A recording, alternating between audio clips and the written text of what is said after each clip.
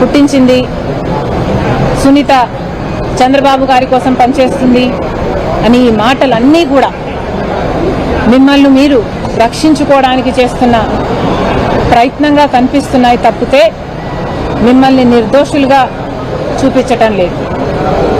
ఈ రోజు వరకు కూడా సునీతకు ప్రాణహాని ఉంది అని తెలిసి కూడా సునీత ధైర్యంగా మహిళ అయినా ఒంటరిగా ఈ పోరాటం చేస్తుంది. న్యాయం కోసం, తన తండ్రి మరణం వెనుక ఉన్న నిజం కోసం అలుపెరగకుండా ఇంత పోరాటం చేస్తుందే. కనీసం అన్నగా జగన్మోహన్ రెడ్డి గారికి వీసంత కనికరమైనా లేదా? మీ మనస్సాక్షిని అడగండి, నిజమేదో. అసలు సునీత, చిన్నమ్మ బాధితులు కాదా? మరి వాళ్ళకు చూపించాల్సింది కనికరం కాదా? అలా కాకుండా బాధితుల పక్షాన నిలబడకుండా నిందితుల పక్షాన నిలబడ్డారు మీరు అంటే, ఇది రాజశేఖర రెడ్డి గారి బ్రతికే ఉండుంటే ఎంత బాధపడేవారో మా అందరికీ తెలుసు. చంద్రబాబు గారిని కలిసింది అని మీరు ఇంతగా ఆరోపిస్తున్నారే సునీతను. అసలు చంద్రబాబు గారిని సునీత ఎందుకు కలిసింది? మీరు న్యాయం చేయలేదు కాబట్టి కదా కలిసింది. మిమ్మల్ని సిబిఐ వేయండి అన్నా అని మిమ్మల్ని అడగలేదా? అడిగినప్పుడు మీరు సిబిఐ ఎంక్వైరీకి ఒప్పుకుని ఉంటే, న్యాయం పక్షాన నించునుంటే అసలు సునీత ఎందుకు విభేదించాలి? ఎందుకు బయటికి వెళ్ళిపోవాలి? ఎందుకు ఇంత పోరాటం చేయాలి? ఎందుకు చంద్రబాబు గారి గడప తొక్కాలి? ఈరోజు సునీత ఇంత ఒంటరిగా పోరాటం చేస్తుంది అంటే దానికి కారణం మీరు వెలేస్తేనే కదా, మీరు తరిమేస్తేనే కదా, మీరు న్యాయం చేయకపోతేనే కదా తనకి కర్మ పట్టింది. ఈరోజు చంద్రబాబు గారిని అడిగేంత కర్మ. అయినా ఏమడిగింది? మీకు చేతనైనంత న్యాయం చేయండి అని అడిగింది. పోనీ చంద్రబాబు గారైనా చేస్తున్నారా? ఏం చేస్తున్నారు? సిబిఐ అన్యాయం చేస్తుంది, బీజేపీ అన్యాయం చేస్తుంది, ఈ కేసును నీరు గారుస్తున్నారు.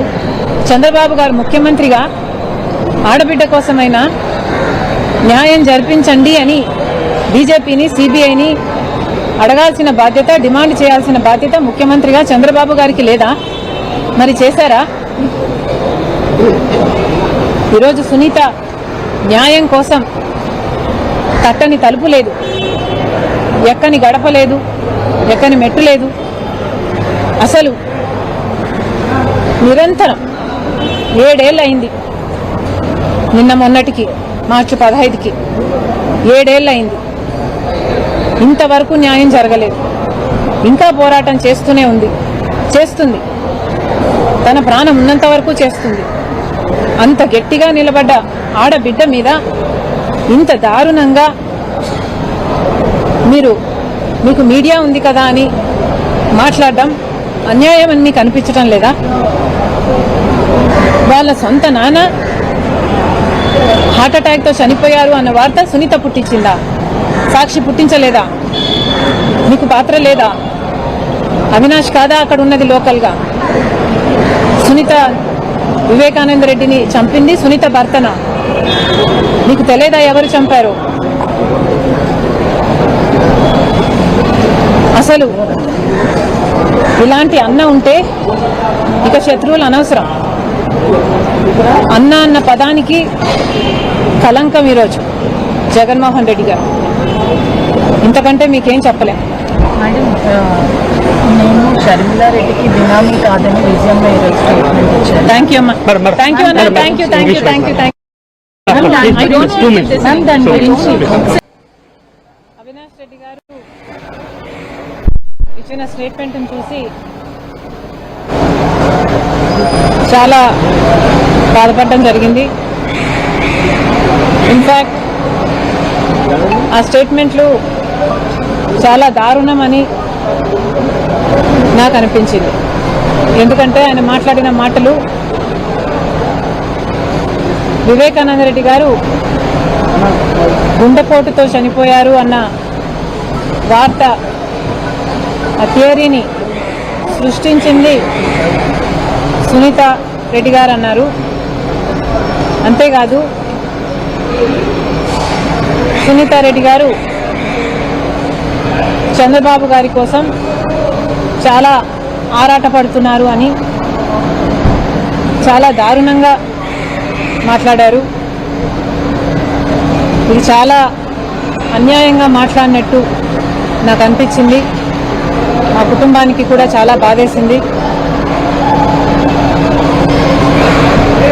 మీడియా ఉంది అన్న అహంకారంతో ఏది మాట్లాడినా చెల్లుబాటు అయిపోతుంది అనుకుంటున్నారు. పలుకుబడి ఉంది అన్న అహంకారంతో ఎన్ని నేరాలు చేసైనా తప్పించుకోవచ్చు అనుకుంటున్నారు.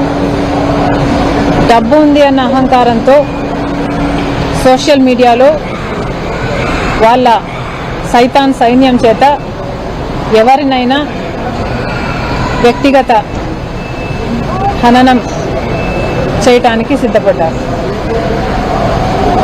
ఇది ఎంత దారుణంగా ఉంది అన్నది ఒకసారి వాళ్ళే ప్రశ్నించుకోవాలి.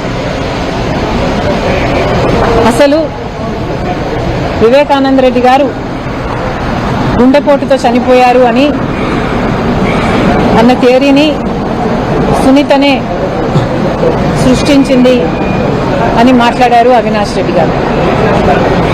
నిజానికి వివేకానంద రెడ్డి గారు చనిపోయిన రోజున 7 గంటల నుంచే వివేకానంద రెడ్డి గారు గుండెపోటుతో చనిపోయారు అని సాక్షి టీవీలో రిలే జరుగుతూనే ఉంది. సునీత ఏమో మేము సునీత అందరం కూడా హైదరాబాదులో ఉన్నాం.